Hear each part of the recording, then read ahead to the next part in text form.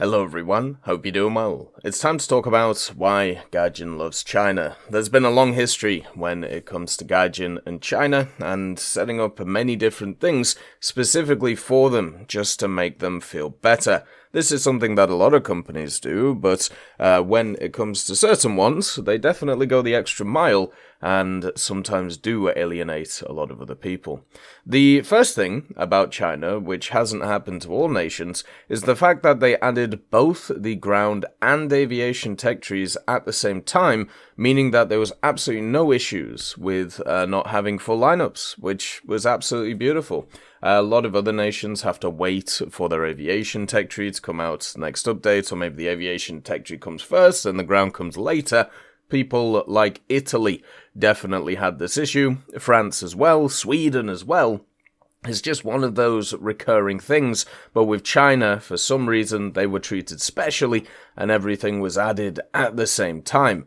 They had to wait a little bit for their helicopters, but I think it was worth the wait, since they decided to add some of the most OP helicopters in the game. The helicopters that are in the Chinese tech tree are fantastic, because they are able to annihilate any other helicopter that's around, keeping the airspace clear. All those people you hear complaining about helicopter campers when it comes to high tiers, pretty much all of them are using Chinese helis because they are indeed the best. They've also been part of the largest update in War Thunder's history when both nations were added.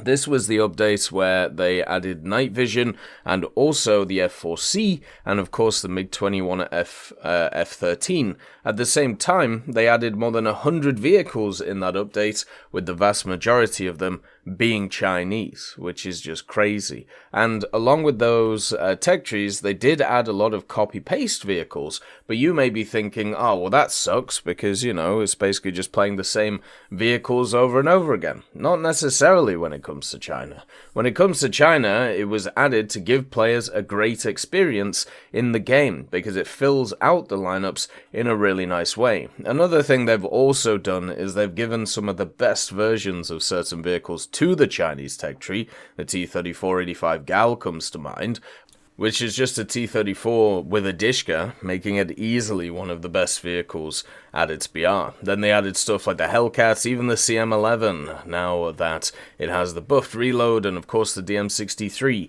There's something about China where they just keep adding these really nice vehicles from other nations to them, and then makes people wonder, well, why aren't they in my nation?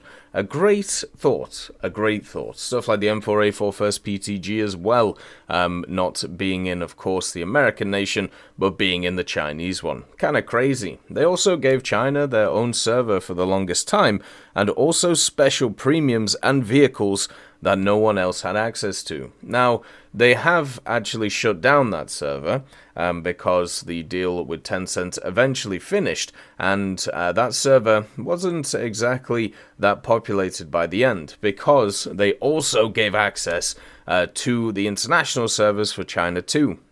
So basically, China they could pick between having their own domestic server or the international server, something that no other country is able to do, apart from maybe Japan, but I'm not entirely sure about that. So overall, China had the pick of the litter. They could literally just do what they wanted and had that special server, which had all those nice, interesting premiums and random stuff like a golden vehicle, and also they even had nations which were tailored to their history, which is kind of cool. Not many other nations actually get that because of the fact that it's seen more internationally. But overall, they had a fantastic thing going.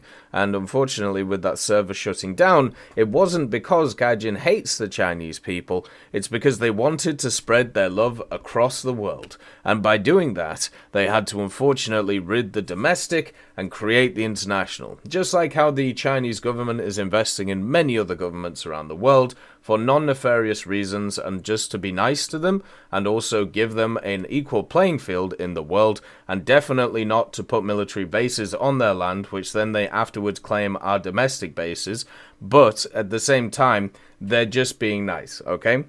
When it comes to the Chinese player base, one of the things that's definitely big is Gaijin letting many of them actually use and experiment in third-party technology, which enhances their understanding of AI technology, which is super nice.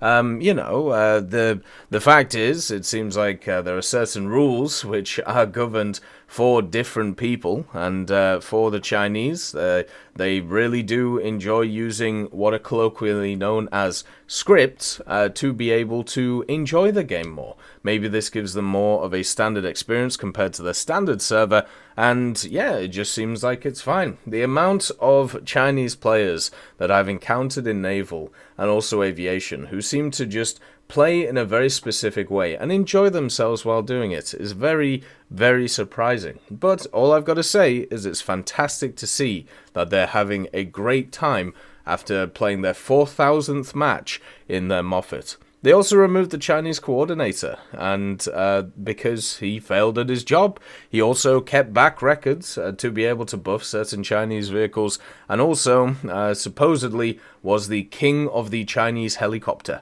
So without him, the Chinese helicopters wouldn't have gone through. There was a community vote to remove him, and guess what? It happened. They absolutely annihilated him. Now, only if this could happen with all of the other nations that exist in War Thunder, and we could implant my favorite YouTuber or favorite random person who has no experience and also has no, who has no kind of qualifications for this or life experience for this, so we can get forward the ideas that I want. I think that's the way that we need to do this, and I'm glad the Chinese were able to do that. I'm glad they're able to push forward this. Hopefully other communities can do this and rise up with their torches to be able to sort it out. They also gave just straight buff stats to top tier vehicles. As we all know, when it comes to Chinese vehicles in real life, all of the numbers are propaganda. They're all terrible. We know this because if you have a look at like Chinese knockoffs of Rolexes and stuff, they're all terrible as well. All of these vehicles at the higher tier are terrible knockoffs of other nations. You know, China never does anything unique. It's all copied of other places. That's what I've heard many times, and therefore must be true. They also partnered with a business in China. Not just Tencent, but another one after the Tencent stuff kind of went awry. So they've actually partnered with two businesses, which is pretty cool. And this was probably to create mobile games or other crazy things for China and also generally just Asia in general. Having a good time with that, which is pretty cool. Usually, that's something that, that's something that doesn't get done that often. So it was lovely to see that. They also worked on like Crossout Mobile, and also you have War Thunder Mobile out now, which is pretty cool. So there's a ton of different things happening in that space. So the simple fact is, Gaijin loves China. Not just its people, not just its culture, not just its government, everything about them. China is what we call a utopia. And just like LeBron James and just like John Cena, everybody loves China. And also, on top of all of these things, they also believe in the one China policy. Because Taiwan's in the tech tree, I'm sure Tibet could probably be seen in the tech tree, and Hong Kong, it's kind of getting there. We'll have to see as it goes along. As always, I hope you have a wonderful day, and I'll see you next time. I'd just like to thank Brendan Quinn, Vilneus, Character Fuel, Juan the Panda, Carrion Crow, Gus Irenicus, Pyman, Merciless Reaper, Orange Tail, Teddy, Daniel Stanton, Moxie, B. Young, Bareen, Peter Grayling, Alan Hacker, Sem Alslan, Uncle Bean, and Derek R., and also Lafouche for supporting the channel.